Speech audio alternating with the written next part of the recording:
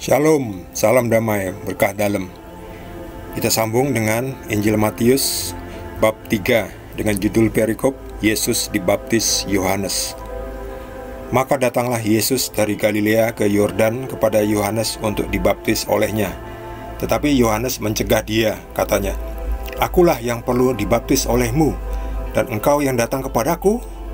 Lalu Yesus menjawab kepadanya, "Biarlah hal itu terjadi, karena demikianlah sepatutnya kita menggenapkan seluruh kehendak Allah." Dan Yohanes pun menurutinya. Sesudah dibaptis, Yesus segera keluar dari air, dan pada waktu itu juga langit terbuka, dan ia melihat Roh Allah seperti burung merpati turun ke atasnya. Lalu terdengarlah suara dari surga yang mengatakan, "Inilah anakku yang kukasihi, kepadanyalah aku berkenan." Demikianlah sabda Tuhan.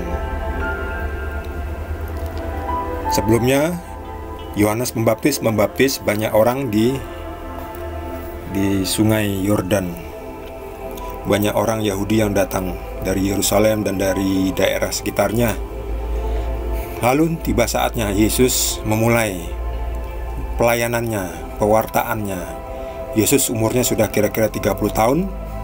Yesus dimulai dengan dibaptis oleh Yohanes. Meskipun sebetulnya Yesus tidak perlu dibaptis, malah Yohanes yang mesti dibaptis oleh Yesus. Seperti yang dikatakan Yohanes di sini, "Akulah yang perlu dibaptis olehmu, dan engkau yang datang kepadaku." Apa nggak salah? Tetapi Yesus mengatakan, biarlah hal itu terjadi, karena demikianlah sepatutnya kita menggenapkan seluruh kehendak Allah, kehendak Tuhan. Jadi nggak apa-apa. Ini hanya seperti sekarang ini ya, istilahnya hanya seperti seremonial, nggak apa-apa. Ini seremonial sajalah. Biar ada baiknya juga ya. Jadi seremoni ya, orang harus dibaptis. Tetapi sebetulnya Yesus tidak perlu membutuhkan pembaptisan, karena Yesus adalah Tuhan itu sendiri. Justru Yesus yang akan membaptis kita dengan Roh Kudus. Tapi nggak apa-apa, demi seremonial ya. Jadi seremonial itu juga nggak apa-apa, perlu juga, cuman jangan kebanyakan. Kalau seremonialnya kebanyakan itu menyebalkan ya. Itu akan menghilangkan esensinya, intinya apa itu malah akhirnya terlupakan. Lebih fokus kepada seremonial.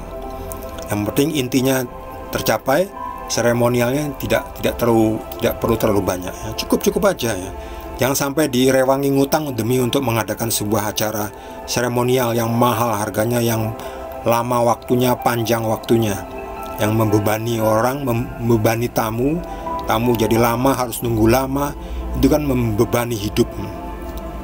Seremoni itu yang pas-pas saja, yang cukup aja. Yang penting itu intinya, esensinya harus yang lebih menjadi fokus. Lalu setelah dibaptis, Yesus segera keluar dari air dan langit terbuka, dan Yesus melihat Roh Tuhan seperti burung merpati turun ke atasnya. Lalu terdengarlah suara dari surga yang mengatakan, "Perhatikan, inilah anakku yang kukasihi, kepadanyalah aku berkenan." Ya, perhatikan ya. Jadi Yesus memang anaknya Tuhan. Tuhan punya anak itu terserah Tuhan.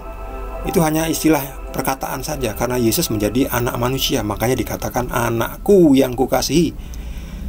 Sebetulnya Yesusnya ya Tuhan juga, memang Tuhan yang menjadi manusia. Di dunia ini Yesus tidak kelihatan seperti Tuhan, hanya kelihatan seperti manusia, seperti nabi, seperti utusan dan sebagainya. Tetapi ya juga Tuhan juga. Disebut nabi ya boleh aja, disebut manusia ya boleh aja, memang manusia. Disebut guru ya memang guru, boleh saja. Disebut anak tukang kayu ya boleh saja. Tetapi juga Tuhan.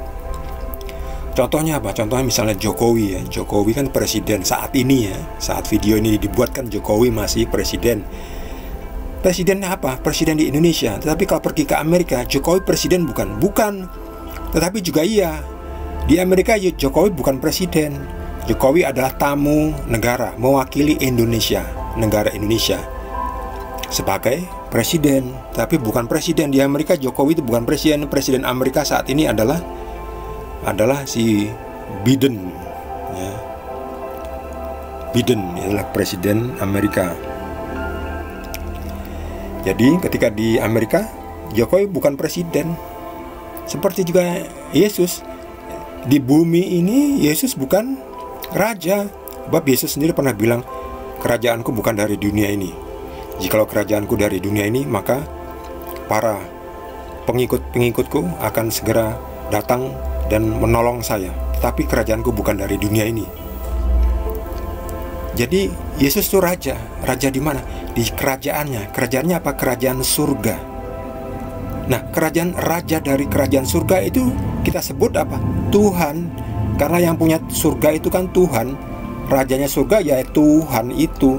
Makanya Yesus adalah Tuhan. Ya di sini Yesus seolah-olah bukan Tuhan, tetapi Yesus tetap Tuhan. Yesus tetap raja, tetapi di dunia ini sudah ada raja. Jadi Yesus di sini ya tidak disebut sebagai raja, tapi Yesus juga adalah raja dari segala raja. Yesus adalah raja kerajaan surga.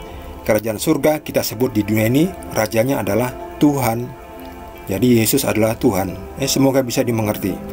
Bagi yang belum bisa mengerti, semoga bisa dibantu oleh Roh Kudus supaya bisa paham. Bagi yang tidak mau paham, ya mohon maaf, Anda tidak bisa ditolong. Bagi saudara yang mendapatkan tambahan pencerahan dan mau berbagi dengan kita semua, boleh juga. Bagi yang belum subscribe, jangan lupa di subscribe dan juga di like. Kita akan lanjutkan dengan Injil Matius bab ketiga. Terima kasih. Tuhan Yesus berkati kita semua.